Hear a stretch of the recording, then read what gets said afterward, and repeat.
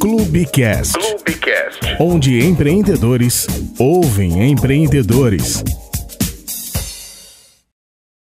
Mais uma edição do Clubecast, o podcast do Clube Empreendedor Brasil. O papo de hoje é sobre o mundo da gastronomia, explorando ali o potencial dos bares e restaurantes da nossa cidade. Eu chamei hoje Rafael Martins, que administra, é um dos ícones gastronômicos aqui da cidade do Rio de Janeiro. Seja muito bem-vindo à edição do Clubecast, Rafael.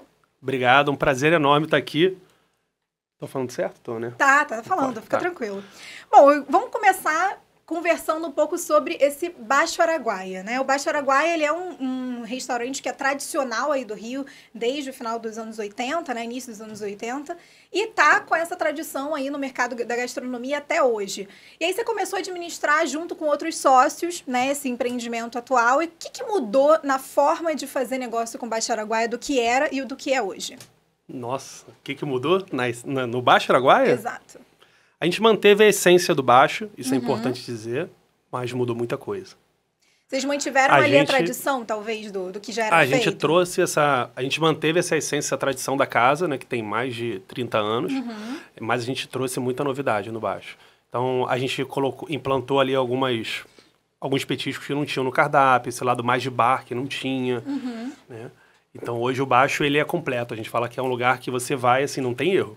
E está localizado na zona oeste da cidade do Rio, no bairro da Freguesia. E desde muito tempo já vem sendo um ícone de gastronomia, né? Uma referência, vamos dizer assim, de restaurante para o fim de semana. Só que não é só um restaurante que funciona aos fins de semana. Como é que mudou essa logística do como atendia o público e como passou a atender atualmente? Os clientes falam que o baixo, ele é o patrimônio do bairro. Ah, legal. Isso é muito legal. E como patrimônio do bairro, acho que a gente fez um ótimo bem, porque a gente acrescentou esse lado de bar. Então, por exemplo, lá não abria de segunda a sexta no almoço, a gente passou a abrir, né, trazendo ali aquele tradicional almoço de final de semana para o dia a dia. Então, os moradores ali da região ganharam essa opção. A parte da noite, que funcionava, não era um foco do lugar, né? O Baixo Araguaia ele é mais focado no almoço de sábado e domingo. Então, a parte do happy hour ali, do chopp à noite, ou até mesmo de sair para jantar, petiscar, não era muito explorado. Então, a gente traz essa parte da noite, vamos dizer assim, né, do bar, respeitando ali o ambiente familiar. Então, não é um bar de bagunça, né? Mas, hoje em dia, tem chopp, passa jogo, tem uma musiquinha ambiente, e nada disso tinha. Entendi. Então, vocês mudaram um pouco da proposta, né, do consumo da galera da região, mas também se tornando uma referência para quem não é ali da Zona Oeste, mas quer conhecer um restaurante com um diferencial, vamos dizer assim? A gente passa a ser bem completo. Então, a gente atende todos os moradores que estão ali. Então, os moradores conseguem almoçar no Baixo Araguaia de segunda a segunda, ou eles conseguem ir lá à noite, né? Porque tem um espaço infantil que, inclusive, funciona terça-noite, sexta-noite, sábado e domingo à noite, e não funcionava. É uma novidade que a gente trouxe também. Então, os moradores conseguem vir e frequentar também durante a semana. Só que o Baixo Araguaia já tinha uma fama muito grande e, com a nossa chegada, ele retoma esse cenário, esse protagonismo, vamos dizer assim. Então, muitas pessoas do entorno, de fora, passam a vir também para conhecer.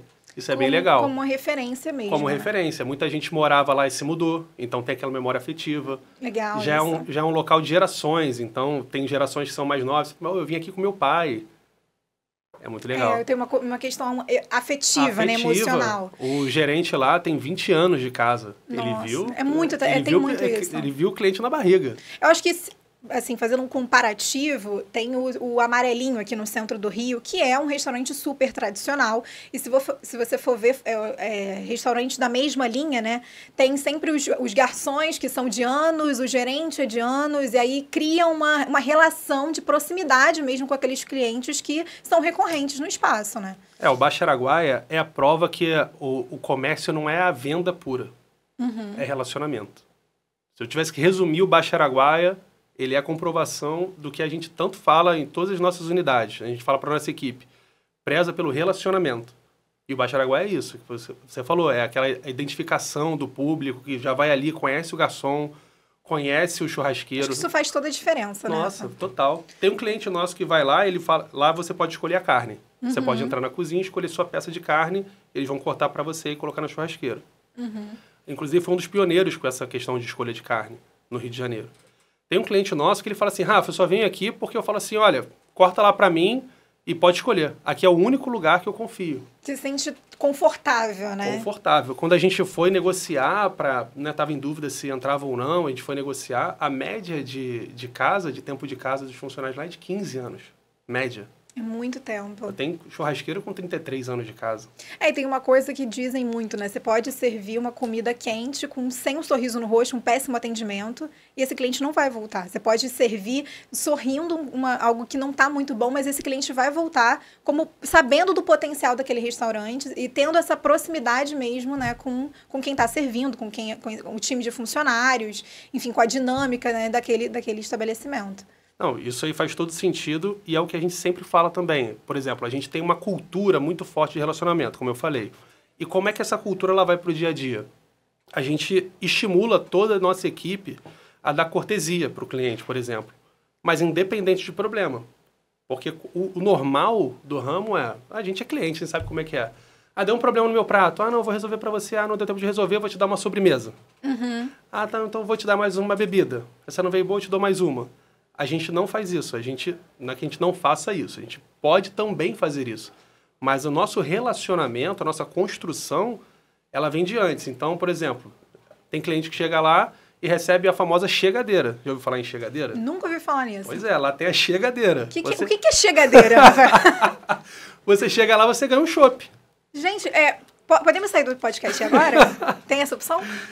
Então, aí você já começa ali uma relação diferente. Na fila mesmo para entrar no... Se tiver fila, a gente até divulga isso. É regra. Nossa, se tem muito fila legal. de espera, não importa o dia, não importa a hora, tem chopp liberado e tem batata portuguesa liberada. Isso já vem da tradição do restaurante ou isso é uma coisa que foi implementada agora? Isso é nosso. Isso é uma coisa legal. recente. Isso é uma coisa recente. Mas independente dessa regra, a gente também tem ali o relacionamento com os clientes e alguns clientes chegam e se ele fala assim, nossa, que calor, eu queria muito um chopp. Traz um chopp pra ele aqui, dá uma chegadeira. Uhum. Aí vem um chopp garotinho, vai ficar, nossa. E já vira uma coisa, né? Já fica até arrepiada. Eu também, porque eu fico com vontade. É porque isso faz total diferença. Você tá falando de relacionamento, assim. E aí, na prática, quando a gente chega como chegou no Baixo Araguaia, que é uma casa que a gente vê com uma proposta diferente, os funcionários estranham, né? Falam, como assim? Como assim? Eu garçom, eu tenho liberdade para chegar pro cliente e dar um chopp? Do nada. É diferente esse tratamento, né? Talvez o que que em outros restaurantes tem toda uma política, uma burocracia. Tem que abrir 3 protocolos, exatamente. Né? Quantas vezes a gente já não foi em algum lugar e fala assim, traz uma saideira aí. Calma aí que eu vou ver com o gerente. Exatamente. E aí ou então distancia, fala assim, não tá tão bom. Né? As pessoas perguntam por perguntar. Né? E aí, tá tudo bem com o seu prato? Mais ou menos. E fica por isso. Exato. É muito difícil, às vezes, você ir para um lugar, comer tranquilo e aí sentir uma proximidade mesmo, porque é uma pessoa servindo. Ele não está ali só servindo. Exatamente. Ele é um outro que você ser humano. falou. Rafa, poxa, às vezes o sorriso resolve. Sim, e resolve muito. Porque às vezes o seu atendimento pode estar... O contexto geral pode estar assim, nota 7, nota 8. Não está excelente. Mas o clima está excelente... Aquilo ali você já tem uma outra percepção. Você já releva algumas coisas. Então, a gente acredita muito nisso. Mas não só para blindar ali de, pode dar alguma coisa errada. Não, a gente acredita que essa cultura faça todo mundo se sentir em casa, inclusive os funcionários. E aí, essa roda não para de girar. Então, assim, a gente dá muita atenção também para os funcionários. A gente faz muitas ações para os funcionários, dá muitos benefícios para eles. Porque a gente acredita que, assim, cuidou primeiro do funcionário... Aí ele vai cuidar do cliente. Exato. O maior exemplo da empresa é o funcionário. Às vezes a gente acha que é o cliente, mas é o funcionário, que é quem faz a roda girar e as coisas acontecerem ali dentro. Tem um jargão, né, que fala assim, cliente sempre em primeiro lugar. Né? Eu não acredito nisso. Para mim, é o funcionário em primeiro lugar. E aí as coisas começam dali. É de dentro para fora. Você falou que implementou algumas coisas novas junto com os sócios que aderiram a essa ideia e entraram junto com você. Mas como é que funcionou isso? Para você começar ali a administrar o Baixo Araguaia e aí o que já vinha mudando e adotar novas mudanças, como é que foi esse processo? O processo em termos de sociedade? Exato. Das ideias que vão surgindo? Exato. Nossa. Porque são 4 cabeças pensantes. Mas eu falo assim, na nossa sociedade eu não sei quem é o pior. Se é quem pensa na ideia ou se quem concorda com a ideia. Eu acho que é quem concorda. É o final pior que o outro. Exatamente. O negócio do chopp, por exemplo, liberado na fila, eu tava de férias com a minha esposa, viajando. Aí a gente estava no restaurante, na Argentina, e lá tem essa cultura, em alguns restaurantes, de ter cortesia na fila. Aí gente, fui no grupo aqui, né? Acendeu aquela lanterninha mental. Mandei uma foto, falei, pessoal, meio-dia, estão me servindo espumante aqui na fila de espera. E empanada. Meio-dia. Vamos botar um chopinho aí na fila de espera, no Baixo Araguaia? Mas assim, em 30 segundos. Vamos. Aderiram. Na hora. Aí você pensa assim, quando a gente olha de fora, assim, nossa, eles devem ter alguma coisa com a cervejaria. Uma parceria, uma collab, alguma coisa. Não, é investimento nosso, sai do custo mesmo. E que volta, né, Rafael? De alguma forma. Que volta. E a gente acredita tanto, eu estou falando isso porque é importante. Às vezes as pessoas olham para os vizinhos e falam assim, ele deve ter ali alguma coisa, tá ganhando alguma coisa ali. Não, é investimento mesmo, porque a gente acredita. Então, os loucos dão as ideias e os outros loucos... aderem.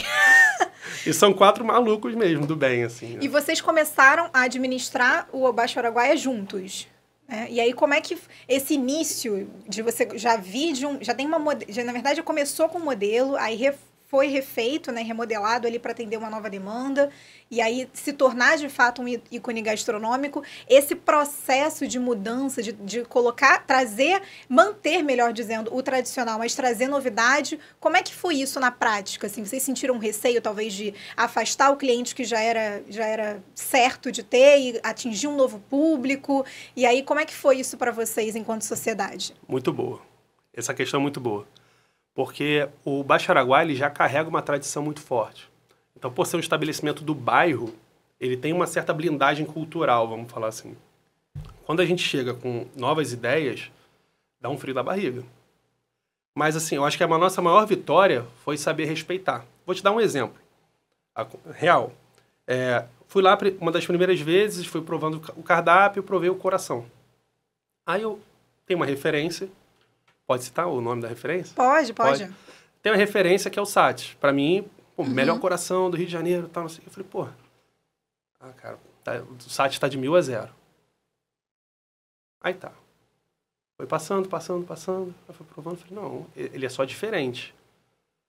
Aí, a gente tava falando assim, de muda ou não muda. Eu falei pro pessoal, galera, talvez seja bom a gente fazer uma pesquisa de mercado, entender, de repente, um novo fornecedor, testar um novo tempero. Olha os números. Quando a gente foi ver, coração, top 3. Você vai mexer no top 3 da sua venda? Então, isso também é outra coisa importante. Às vezes, o seu gosto é particular. Então, você atende literalmente milhares de clientes por mês. Eles estão dizendo o seguinte, esse item é bom, tá lá. Por isso que é importante analisar os dados, né? Exatamente. Porque você fica então, só assim, na ideia... A gente tem experiência pra caramba. São mais de 10 anos no ramo. Aí, a prepotência cega. Se a gente fosse prepotente, muda porque o nosso é melhor. Não mudamos. Então, a gente mexeu quase que nada, para não dizer assim, 99,9% do que já tinha permaneceu. Marca, fornecedor, tempero. A gente mexeu um tempero de um item que eu nem vou falar, porque está sendo sucesso. Mas aí se eu falar, vai falar assim, tá... Sempre tem eu bem percebi. Você pergunta no dia a dia, não acha que mudou nada. Mas mudou, era um item que não era o curva A de venda, e ele passou a vender mais. Precisava de um carinho maior ali. Um produto de, sei lá, quantos produtos a gente tem. Então, respeitar o que já dá certo, respeitar a tradição, mesmo você tendo boas ideias, é importante. E a gente fez isso e está fazendo isso. Então, por exemplo, agora vai sair um cardápio novo. Aí você fala assim, nossa, vai sair um monte de coisa e vai entrar um monte de coisa. Não. E aí, na nossa reunião, né, normalmente sou eu e o Daniel que a gente cuida mais das operações. Aí o Dani, Rafa, a gente tem que ter cuidado, o cardápio não pode ficar muito grande, né? A gente não quer um cardápio muito grande. Então tá, eu falei, Dani, isso aqui vende pra caramba, não dá pra mexer. Isso aqui é gostoso pra caramba. Talvez não esteja vendendo porque a gente não tá dando alguma ênfase, né? Às vezes não faz uma publicação, né? Não tem uma publicidade em cima. Enfim, vários mecanismos. Mas a gente tem que entrar com esses itens novos. Final das contas, o cardápio cresceu. Não tá um absurdo de grande, mas cresceu. Então a gente continua ali de novo, mantendo uma tradição e apresentando para os clientes algumas novidades. Então vão entrar carnes nobres, por exemplo, que não tinham antes. mas toda a essência continua. E quando vocês passaram a administrar hoje o Baixo Araguaia, mudou um pouco da questão da identidade? Você falou um pouco da parte interna, né? Da questão dos produtos, você entendeu o que funciona mais, o que se mantém, que pode se mudar um pouco, se diferenciar, e entendendo também o que já funciona e para continuar funcionando. Porque às vezes você chega, algo que funciona, quer mudar ou colocar uma coisa mirabolante, não vai dar certo. O básico, às vezes, já funciona. A questão da marca, como é que vocês exploraram essa questão do marketing digital? Porque hoje tudo é marketing digital, tudo precisa desse alcance das pessoas nas mídias.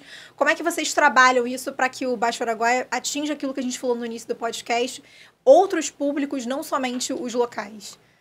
No Baixo Araguaia, porque assim, a gente tem proximidade, né? Proximidade vão me bater se for proximidade. O Daniel e o Edu, que são 2 dos sócios, são fundadores do Mané, que já é uma rede consolidada, né? Que já tem uma estrutura, é uma franqueadora, enfim.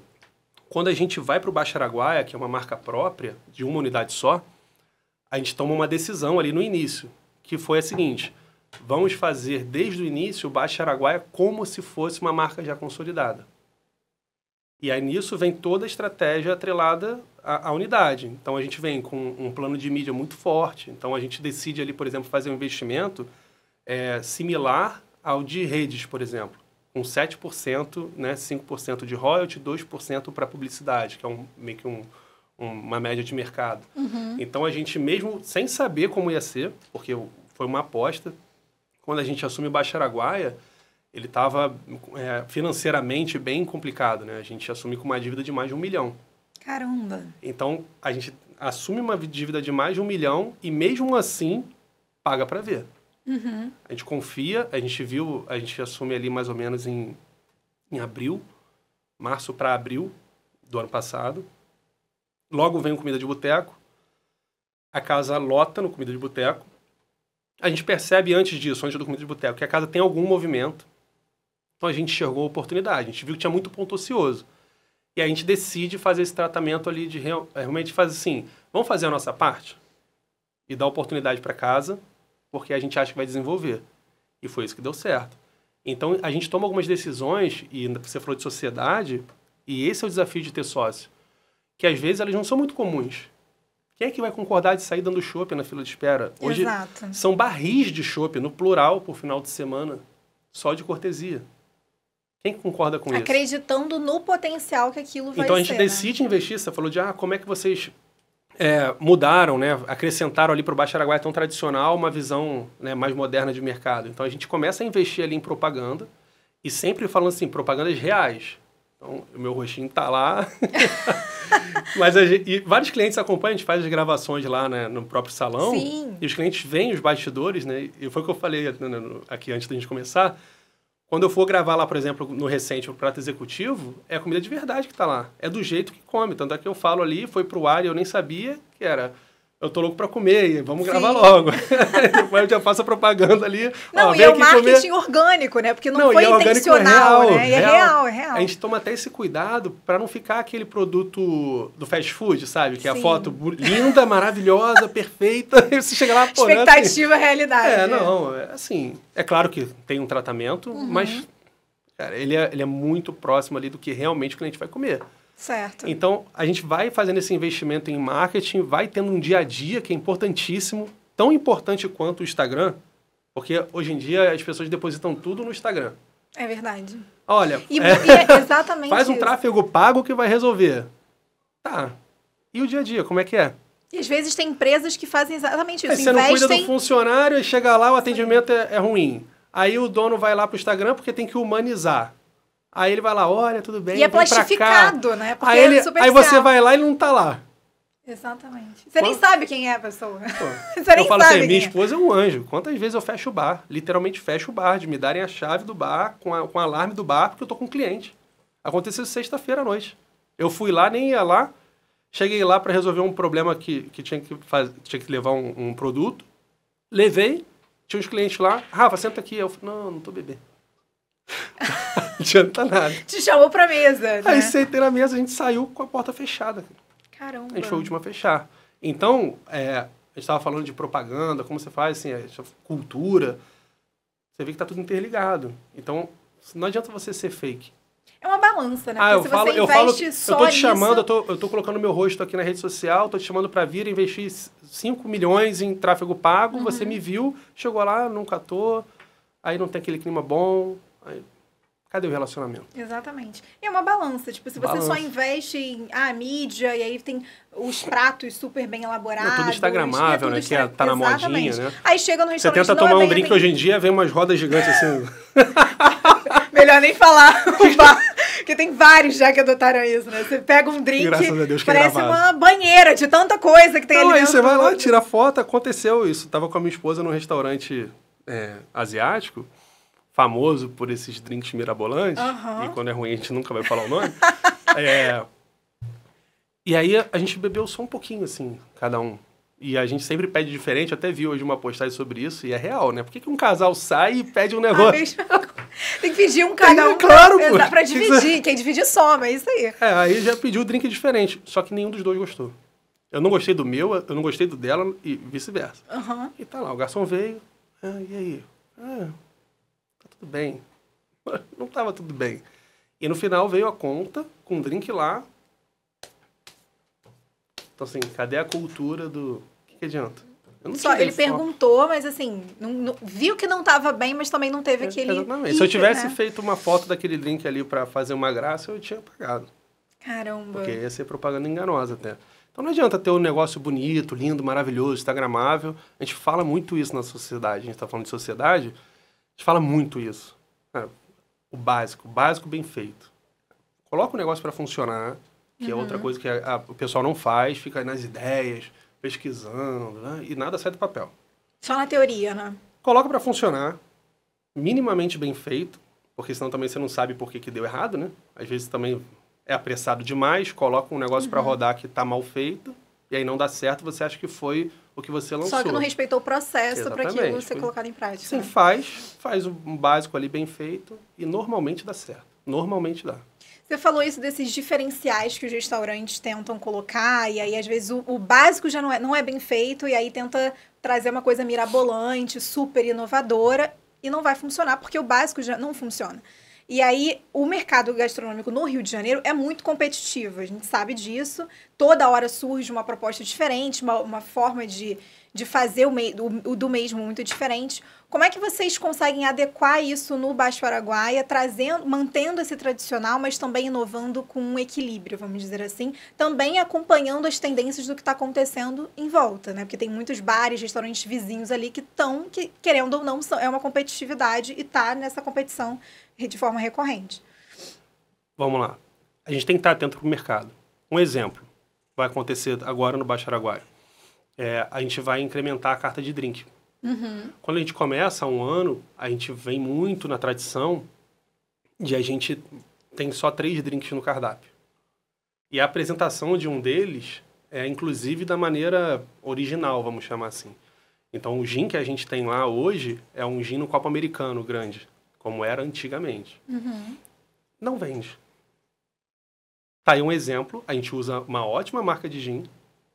O gin foi elaborado por um mixologista referência no mercado, mas um produto que não vai vender, porque esteticamente a apresentação dele não está condizente com o que o mercado enxerga como uma apresentação bacana. Então, por que não mudar? Então, a gente vai mudar. Esse é um bom exemplo de como a gente consegue, mesmo com o tradicional respeitando, fazer algumas mudanças assim que não vão ferir a marca, não vão ferir a proposta e vai se adequando ao mercado. Mas tem que ter cuidado, porque aí muitos empresários se perdem, porque eles olham para o lado e veem assim, o drink daquele cara vende pra caramba, vou botar aqui também. E ele colocou uma mesa ali diferentona, a grama do vizinho é sempre mais verde. Aí vai lá, todo mundo tira foto, vou botar aqui também. Aí o negócio dele vira um Frankenstein. Não tem identidade nenhuma. Exatamente. Ele pegou realmente o que teoricamente é o melhor de cada um e colocou ali e fale. E não conversa com aquilo que já que já funciona. Ele vai pro buraco. Várias casas são assim. Então a gente no Baixo Araguaia, a gente vem colocando assim, a gente vai visitando, a gente pega muitas referências. A gente viajou para São Paulo, todos os sócios juntos, nós fomos para São Paulo, fomos a várias casas. No Rio, a gente foi a várias casas, né, ditas como concorrentes, entre aspas, né? Porque o Baixo Araguaia, ele não é bem uma casa de carne. né, gourmet. O slogan que vocês usam é o bar de brasa, né? Por isso que a gente trouxe esse slogan, o melhor bar de brasa, porque realmente ele tem um estilo mais de bar. Então você tem um ambiente refrigerado, sim, como um restaurante, com a cadeira acolchoada, que é o segundo andar, mas você tem uma varanda com mesa e cadeira dobrável, mais bar. Mas o estilo de servir, por exemplo, é na bandeja de inox, a carne cortadinha, igual o churrasco que a gente faz em casa. Então a gente serve num estilo mais bar, mais caseiro, a mesma carne que grandes casas de carne servem hoje. Se você for nas top 3 churrascarias do Rio de Janeiro hoje e for no Baixo Araguaia, você vai comer a mesma carne. Nossa, isso é muito legal, porque cria uma marca mesmo de consumo. E a essência do Baixo vem desde do Adriano, que é o antigo proprietário. Isso aí é mérito total. Ele sempre teve essa visão de qualidade, colocar o melhor produto. E a gente já tinha isso, né, com a gente, e foi só continuar. Então, a gente, quando vai aumentar o cardápio agora, por exemplo, tem essas carnes que eu te falei. São carnes nobres, se você for na churrascaria na beira do mar, quase que eu falo o nome, vai ter lá. Veio aqui, né, na ponta... Vai ter lá. Mas é uma prova de como a gente também olha o mercado, mas sem ferir, sem se perder. Claro, um olha para o outro, gente. Isso aí é o tempo todo e que bom. Que bom, exato. Mas tem que olhar com noção do que está olhando e de como que isso vai afetar o seu negócio. Porque foi exatamente isso que você falou. Olha que é adotar tudo que está funcionando no outro e vai colocar no seu e não vai funcionar, porque não casa com o público que você atinge. Não casa com o público, não planeja, e foi o que eu falei assim, tem essa linha tênue entre a velocidade, o planejamento e a execução, mas não planeja. E também não espera o tempo de maturação. Eu acho que esse é o principal. Vou te dar um exemplo. A gente tem lá terça-feira da lagosta, no Baixo Araguaia. Quando que você vai comer lagosta num bar? Se você for parar pra refletir sobre mais uma ideia isso. maluca, tá vendo? Exato. Que alguém aderiu. Que alguém falou assim... Alguém falou e eu aderiu. acho que tem que ter um negócio diferente, porque a gente tem que causar um rebuliço aqui na galera, mostrar que a gente chegou. Vamos fazer uma terça do mar. Pô, terça do mar, vai ficar muita coisa. Bota uma lagosta toda terça-feira. Bora. Bora. Aí o que a gente combinou? Vamos fazer um prazo. 6 meses. Olha só. 6 meses, toda terça-feira, com lagosta na brasa. Aí, se não funcionar, a gente reavalia. A gente nem decidiu, se não funcionar, tira. Se não funcionar, a gente reavalia. Esse tempo de maturação, ninguém dá. As pessoas querem resultado imediato, o tempo todo, né? Assim, vou começar na academia, quero ficar forte. No dia da semana seguinte. Aí não dá certo, parei. Vou começar uma dieta, em uma semana eu tenho que emagrecer 3 quilos. Exatamente. Isso aí você só ganha peso rápido, ninguém perde. Exatamente. Você fica sem comer horas, de repente você come... E no comércio, no empreendedorismo não é diferente. Aí então as pessoas, às vezes, têm boas ideias, executam no tempo certo, mas vai lá, primeira terça-feira não dá certo. Aí fala assim, não deu certo. E você acha que às vezes a ideia é ruim, mas é só um... Aí na segunda não foi ninguém. Aí, não foi ninguém. Aí sempre tem alguém entendido pra caramba que vê ela assim, tá vendo só? Isso aí não dá certo, isso é coisa de maluco. Aí você desiste. Então, essa segurança psicológica, que é importante ter, que a gente coloca isso para os funcionários, na nossa sociedade tem. Então, a gente tem essa segurança psicológica. Vamos decidir fazer, vamos fazer. E amanhã, todo mundo concordou, não vem dizer que não deu certo e agora tem que mudar, porque, eu fui contra, hein, eu avisei. Porque senão não dá tempo também das suas ideias saírem do papel mesmo. Conclusão, a gente executou, planejou, executou. Maluquice, vamos fazer. Tá, então primeira coisa, para não ter maquiagem no número, tira a lagosta de insumo, deixa em marketing. Para não maquiar. Primeira terça-feira vendeu 2 lagostas. Sem marketing. Gente, 2 já? Aí na segunda já vendeu mais. Aí não demorou um mês. A gente estava vendendo 18 lagostas por terça-feira. Caramba! Então eu estou falando isso Mas você também como vai exemplo... conversando com o público, né? No sentido, tem isso aqui. Aí na primeira vez o cara fala, não vou pedir. Mas daí na próxima fala, vou experimentar. Tem o dia a dia, que aí é treinamento de brigada, né? Olha, fala que tem uma novidade. Fala que tem... Por exemplo, a gente tá com um brownie lá no cardápio, que não tem no cardápio. Fala, tá com um brownie no cardápio que não tem no cardápio. Tá com um brownie lá na casa que ainda não tá no cardápio. Sabe como a gente lançou esse brownie? Como? Eu quero saber a forma que isso foi pensada. Aí a gente pensou assim, a gente tem um espaço infantil muito bacana lá, que é com pedagogas, né? Não é aquele espaço infantil que você deixa a criança brincando e ela volta, né? Tem umas monitores que são pedagogas. Legal. Então elas desenham com as crianças, contam historinha. Ou seja, tem um apelo ali do público infantil. A gente falou, a gente precisa de uma sobremesa pra galera ali pequena. Só tinha picolé. Ah, tá, vamos fazer uma sobremesa. Aí lançou lá um brownie com chocolate belga, sorvete de pipoca, com pipoca caramelizada em cima. Tá, até aí, tudo certo. Quem fez? Foi uma chefe, ganhadora de uma edição do Que Seja Doce, que é a Thay. Thay, depois você pinga aí na conta. Mas como é que a gente lançou esse negócio? A gente instruiu todos os garçons. Quando o cliente chegasse, o garçom falasse para os clientes que tem o brownie, que é uma sobremesa que vai entrar no cardápio, mas para a gente saber quanto a gente vai cobrar e se ela vai entrar, ela é de graça. O cliente paga quanto quiser. A gente fez isso 2 finais de semana seguidos, sábado e domingo. Sem limite. Meu Deus do céu. Sem limite. Ah, Rafa, teve cliente que pagou R$1. Teve cliente que pagou... Vocês não pensaram só em uma comida para crianças, vocês pensaram num prato como um todo. Como um todo. Brownie é um clássico, né? A criança adora e adulto também. Eu adoro brownie. Eu também. Mas, assim, sorvete de pipoca é diferente. Mas a gente chegou lá e fez essa proposta. Então, assim, quem faz essas coisas, gente? Só tem maluco. E aí os clientes pagaram lá, a gente entendeu qual era a percepção de valor e alguns clientes pagaram até mais do que a gente cobra. Caramba! Então, assim, é um outro exemplo de como as ideias surgem, como a gente executa, como a gente coloca todo mundo para participar, né? Todo mundo da casa provou o brownie. E hoje ele ainda vai entrar, porque o cardápio ainda vai sair, né? Vai ser editado. Ele ainda vai entrar no cardápio. Mas até hoje vende. Por quê? Porque fala, entendeu? Não, e porque vocês Vocês alimentaram o público aos poucos com a ideia, e aí, querendo ou não, as pessoas voltam e vão com aquela ideia, né, a idealização que você já colocou, aquela plantinha, você plantou a sementinha na cabeça do cliente, ele volta já com aquilo na cabeça. E a gente tá falando do marketing, né? Na Terça da Lagosta, claro que teve um marketing ali, depois pesadíssimo até hoje, né? A gente investe e continua investindo, que isso é importante também, as pessoas começam e param. Começou, tá bom, engatou. Não vamos parar. É o contrário. Vamos, de repente, até investir mais. Mas o marketing, sim, funciona, é importante pra caramba. Mas se não tiver a cultura ali na casa, se o cliente chegar lá e não sentir realmente aquele clima, que aquilo tudo que ele está vendo ali na ficção, vamos dizer assim, né? Na tela ali do computador ou do celular, quando ele chegar ali, se não tiver, não volta. Com certeza. Aí vai ter aquele, não era bem assim, né? Rafael era tão feliz no vídeo. Cheguei aqui, ele tava com a cara de triste. Aí ele nem bebe. Chamei pra beber e não aceitou, falou que não bebe. Nos vídeos eu nem posso beber mais, porque não pode incentivar. Meu Deus, você bebia antes? Não, bebia que eu digo assim, fazer propaganda de bebê, entendi, aí não pode mais. Poxa, Rafael, uma pena. Dani, me ajuda, tá? Volta, deixa eu beber nos vídeos. E assim, você não trabalha só com Baixo Araguaia, né? Você trabalha com outros restaurantes também. São os mesmos sócios ou você trabalha independente com outros restaurantes?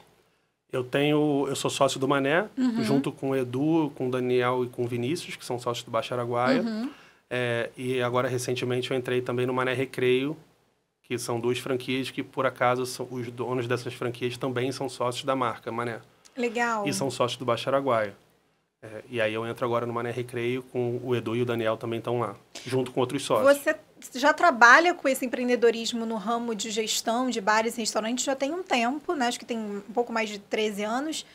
Como é que foi, assim, idealizar? O que você pensou desde quando você era um pouco mais novo, de começar a entrar nesse mercado? O que te levou a trabalhar com isso? Porque tem muita gente aqui no Clube Empreendedor Brasil que tem vontade de empreender no ramo da gastronomia, no setor alimentício, não sabe como começar, mas tem uma vontade, né, aqui já desenhada, né, desde sempre. E tem outros que já trabalham com isso, mas não conseguem chegar numa posição de, caramba, hoje eu estou confortável para começar a investir cada vez mais, não alcançou esse patamar. Como é que foi para você começar nessa jornada aí do empreendedorismo?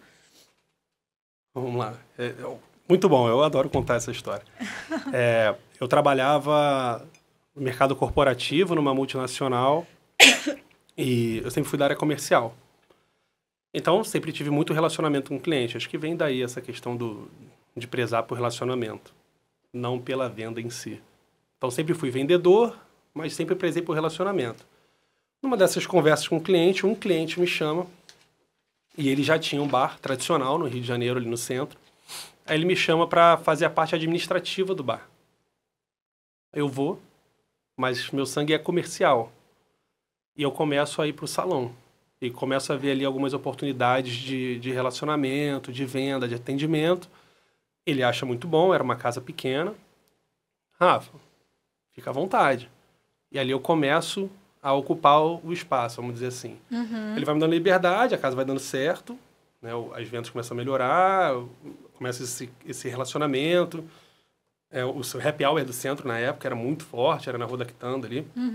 Né? Então, era realmente uma região central ali, importante.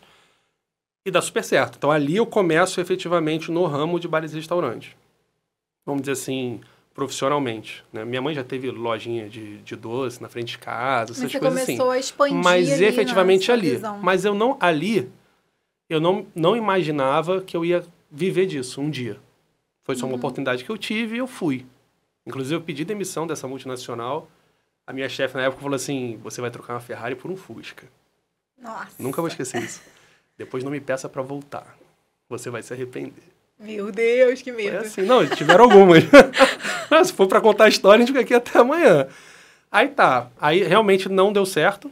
Depois eu tomo uma pernada, não tem outra palavra. Ele me chama para ser sócio, eu não aceito. E ali ele me desliga. Eu falei, caramba, e agora? Aí tá, começa a fazer... Aí não pedi pra voltar, né? Tava combinado assim, né?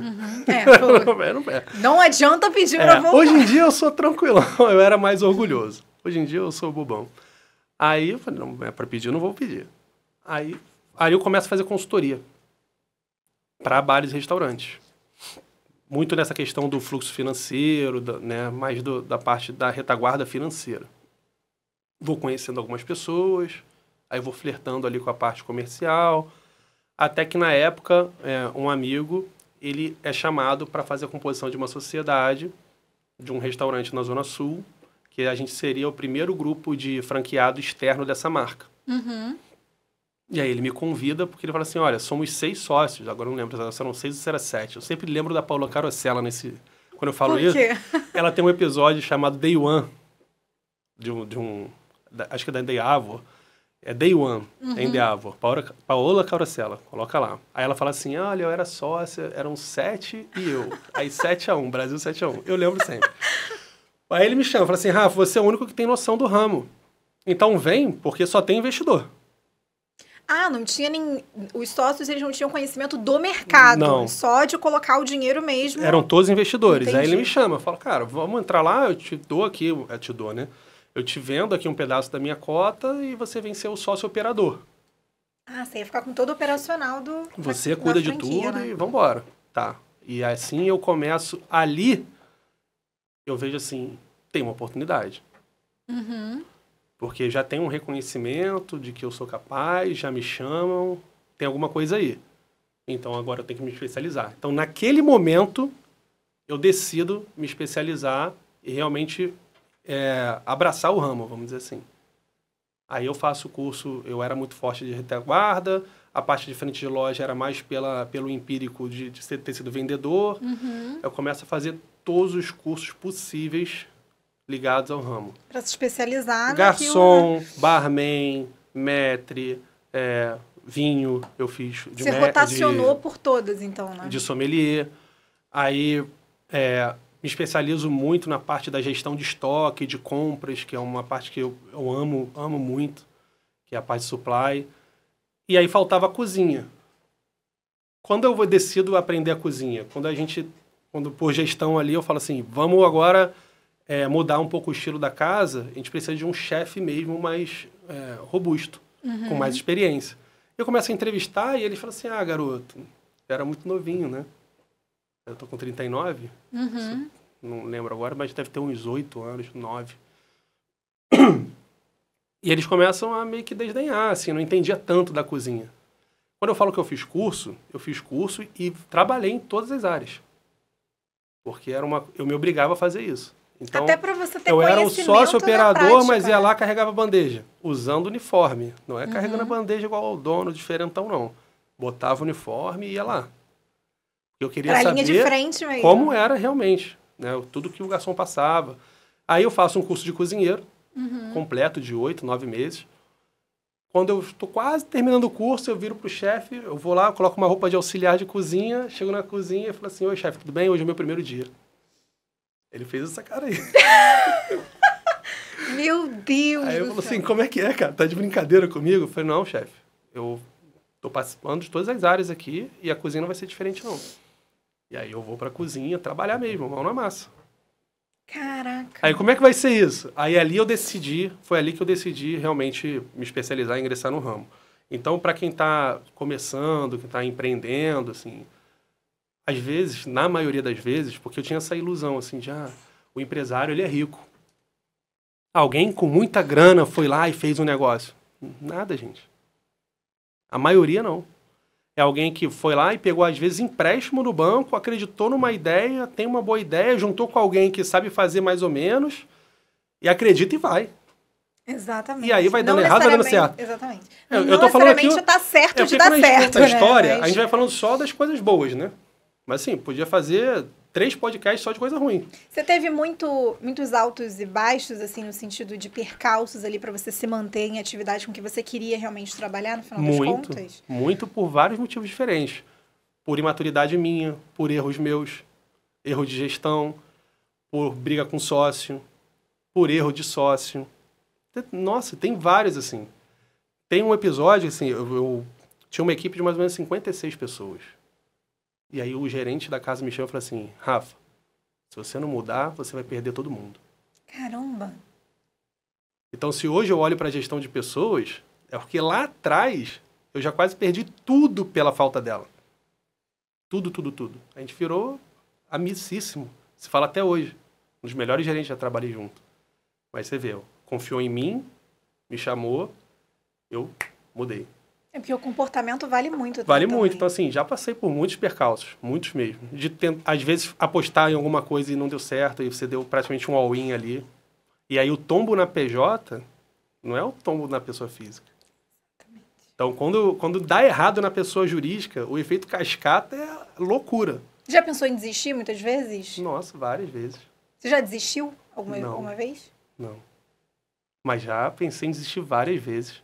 Já chorei muito.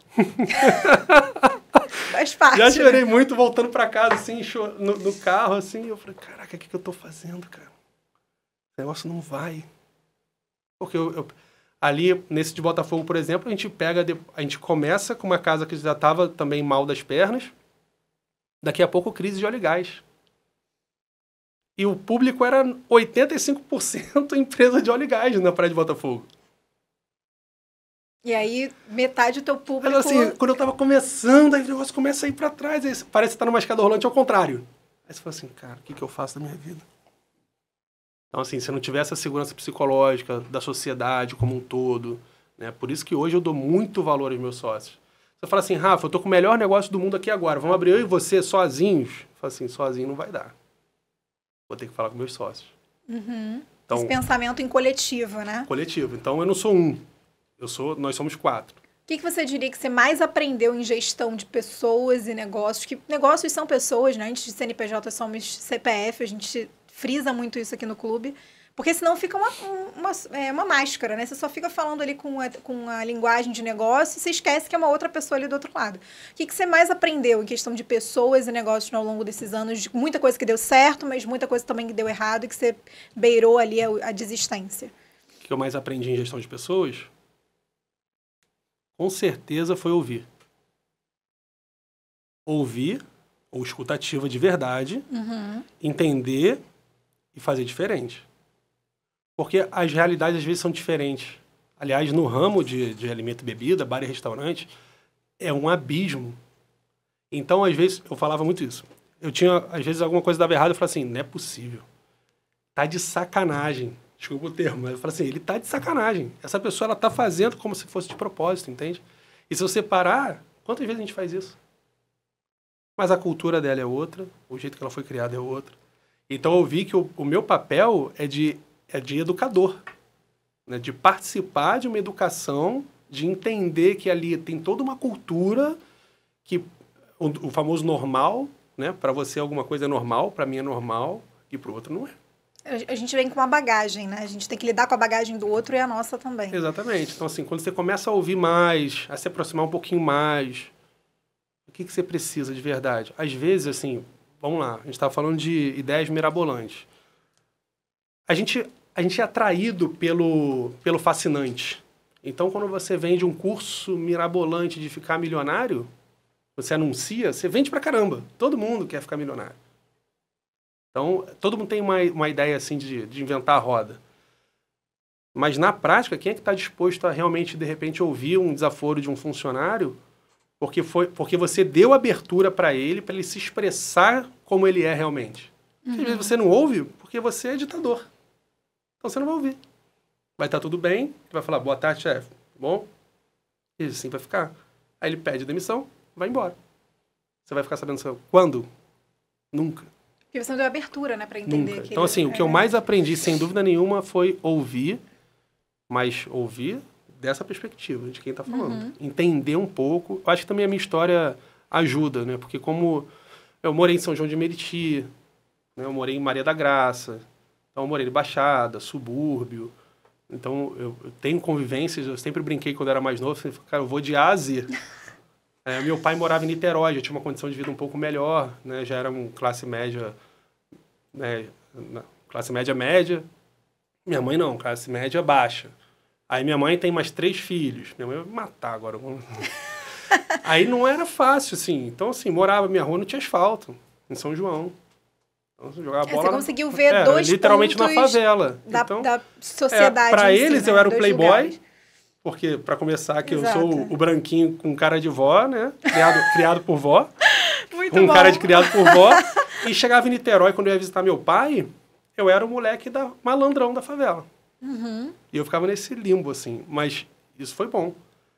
Porque hoje em dia eu acho que minha relação com as pessoas, eu consigo entender e ouvir mais por causa disso. Você desde criança, talvez conseguiu Porque o dialogar contrário é verdadeiro. com... Imagina quem nasceu foi criado dentro de uma bolha, né? Na elite da sociedade. Nunca vai conseguir entender o que se passa na cabeça do teu funcionário que está pegando o ônibus BRT. Nossa, Quantas vezes eu cheguei no lugar e falava assim, olha, eu sempre faço essa pergunta. O que você gostaria de mudar aqui se isso aqui fosse seu? Quantas vezes eu ouvi assim, eu só queria pegar metrô. Olha o nível. Eu só queria parar de comer linguiça todo dia. São pontos de vista muito diferentes. Quando você fala isso... Entendeu? Então, às vezes você vai... Eu tô falando isso porque... Às vezes você vai falar, não, tem que fazer o curso de gestão lá da NASA. Tá, faz. É importante, sim. Mas se você não ouvir que, às vezes, a necessidade dele não é um carro zero, é só você começar a fazer um básico. Você coloca ali. Então, quantas vezes? Eu sempre almocei com funcionários, almoço até hoje. É comum. Você chegar lá em Ipanema, 11 da manhã, e eu acordo muito cedo, eu almoço muito cedo, você vai chegar lá em Ipanema, 11 e pouca da manhã, eu vou estar almoçando com eles. Porque se eu não conseguir comer a comida que eles comem, tem alguma coisa errada. Não é porque sou eu o balizador, o supra-sumo do sistema, não. É porque tem todo um ecossistema ali que está errado. Quando então você não convive, não fala, não participa. A gente já ouvi isso no sentido de... não entendo como o funcionário chega, cumpre as 6, 8 horas dele, 6, 8, 10 horas que está ali prevista e vai embora. Quando eu era mais novo e era estagiário, eu passava horas no meu trabalho, eu passava do meu horário. Só que aí você vai ver a realidade daquele funcionário, ele mora, tipo assim, no subúrbio do Rio de Janeiro, são 2 ou 3 horas para ele chegar e sair do trabalho todo dia, que esse período ele poderia estar estudando, ele poderia estar fazendo uma academia, ele poderia estar com o namorado, a namorada. Então, a visão que as pessoas têm do mesmo cenário é completamente diferente, né? A gente vai ficar aqui 3 horas falando, hein? O Ítalo vai me matar. Já estamos aqui? Já 50 minutos que pareceram... Ítalo, vamos conversar. Mas isso é importante. Pô, isso é importante pra caramba. Por quê? A gente fala muito assim, tá fazendo só o básico. Primeiro que assim, realmente tem um combinado, né? Você trabalha X horas e ganha X. O problema é quando isso parece exploração do ponto de vista do funcionário. E essa linha, ela é muito tênue, porque depende de qual é o comportamento de cada um, concorda? Se seu chefe for um chefe ditador, carrasco, né, desumano, você vai entender que ele só quer ganhar em cima de você. Se você tem uma cultura onde você enxerga ali, cara, não, realmente, essa pessoa, por exemplo, sempre se doou mais e chegou ali, teve uma evolução profissional e financeira, e tá falando para eu fazer isso também, pô, vou acreditar e vou dar uma credibilidade para ele, e eu vou fazer também. Então a gente quer que as pessoas façam diferente, sim, né? E é fácil hoje em dia se destacar, até porque o pensamento ele vem mudando, com razão, porque são extremos. Esse é o negócio. A gente vem... tenho 39 anos. Você é bem mais nova que eu. Tenho 23. 23. Então, já são gerações totalmente diferentes. Exato.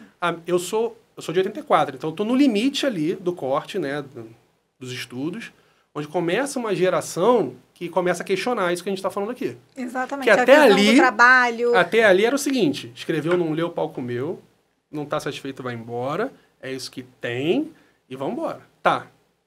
Essa garra é importante pra caramba. Isso falta hoje em dia. Exato. E é um problema geracional. Falta. Um problema de geração Falta. mesmo. Por quê? Porque hoje em dia está muito nessa questão do psicológico, né? Do bem-estar. Porque foi fragilizando ao longo desse tempo e foi criando uma ilusão de que você dança uma dancinha ali no TikTok e vai ficar milionário. Exatamente. Entendeu? Que o esforço ele foi totalmente banalizado. Então, e isso assim, eu consigo reconhecer na minha geração. Isso não é nenhum nem outro. Pessoas. Então, eu acho que vai depender muito do ambiente que ele está inserido. Então, o que a gente, no nosso grupo, mostra, na prática, é... Eu sou um exemplo disso. O Daniel, meu sócio, é um exemplo disso.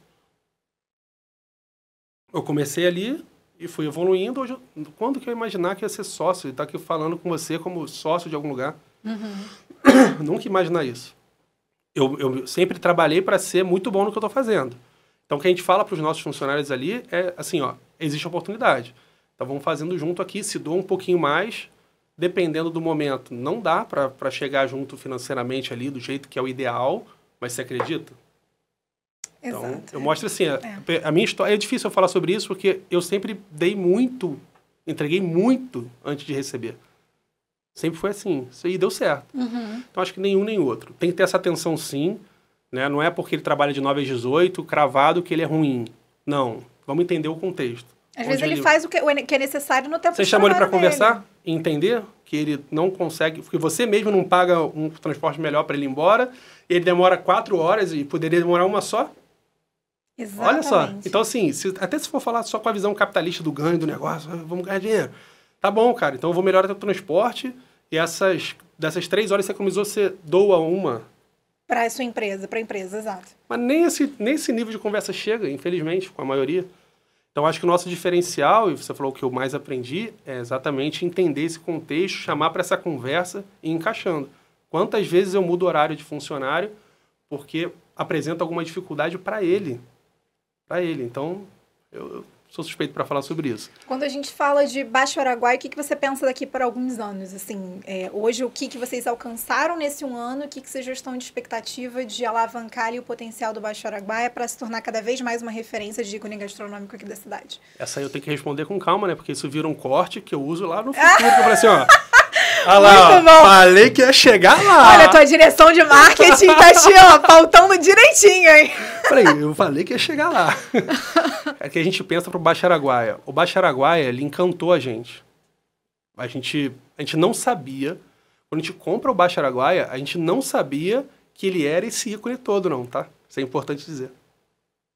Já que é um canal de empreendedor, a gente foi muito empreendedor, inclusive na conversa, vai me matar. Vai. Vai nos matar. Mora onde? Tem negociação? Itaboraí. É? Pô, a gente dá um jeito, cara. Itaboraí, não, a gente daqui a pouco, 2 minutinhos a gente 2 minutos. Onde eu penso que o Baixo Araguaia ele vai estar daqui a alguns anos? A gente entende que o Baixo Araguaia é realmente uma casa completa e a gente consegue, com isso, proporcionar o melhor que a gastronomia pode proporcionar. Tanto gastronomicamente falando, né, só da comida, quanto também de entretenimento. Então, ali é a junção de bar e restaurante. Respondendo a sua pergunta, eu acho que o Baixo Araguaia vai ser uma das maiores casas, maiores referências da gastronomia do Rio de Janeiro. Não tenho dúvida disso.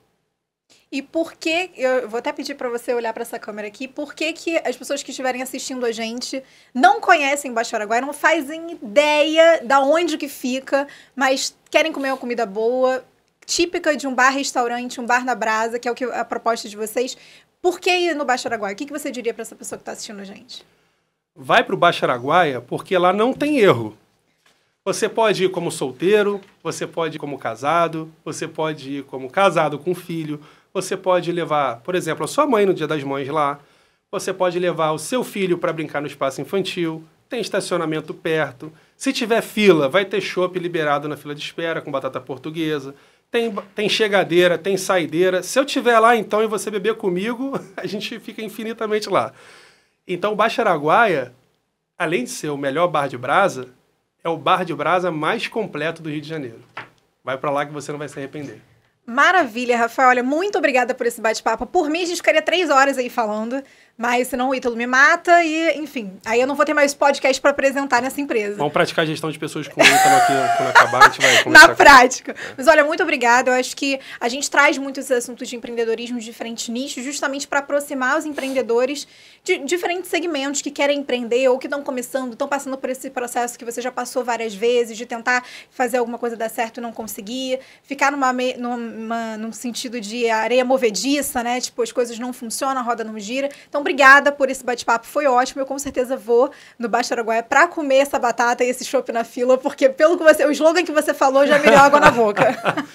Gente, é tranquilo, é só chegar lá sábado, 2 da tarde, no auge, assim, vai tomar chuva, vamos ficar bêbado na fila, brincadeira. Obrigado, gostei muito mesmo, né? A gente já tá aqui há um tempão e nem parece. Nem parece. Ítalo, não mata a gente, alô? Não mata, vai matar. Mas porque foi muito bom mesmo, de verdade, não senti passar. Nossa, tomara que todos sejam assim sempre. Foi muito rápido, muito obrigada. Olha, então esse foi mais um episódio do Clubecast, podcast do Clube Empreendedor Brasil, falando sobre gastronomia da cidade do Rio de Janeiro, como empreender, fazer uma gestão de pessoas, gerar negócios aqui na nossa cidade voltada para o mercado gastronômico. Esse foi o bate-papo com o Rafael Martins, que é especialista nesse mercado já há mais de 13 anos. E é isso, até o próximo episódio. Luana Paz aqui com o Rafael Martins. E vai me convidar, né, Rafael? Com certeza. Então é isso. Tchau, pessoal. Obrigado.